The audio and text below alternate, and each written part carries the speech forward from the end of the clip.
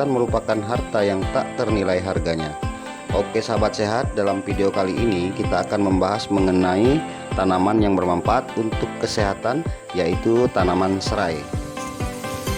Serai menyimpan banyak sekali manfaat untuk kesehatan, mulai dari antibakteri, anti diare hingga anti jamur. Kandungan vitamin A dan vitamin C di dalam serai sangat baik untuk kesehatan kulit dan rambut, serta dapat membantu menjaga daya tahan tubuh.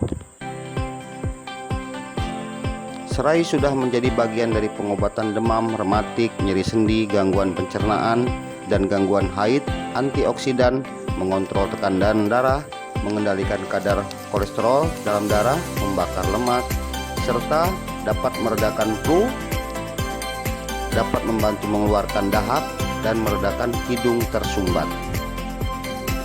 Apabila rutin mengkonsumsi air rebusan serai, juga dapat menyembuhkan beragam penyakit termasuk masalah asam lambung, melawan radikal bebas, dan dapat menurunkan demam.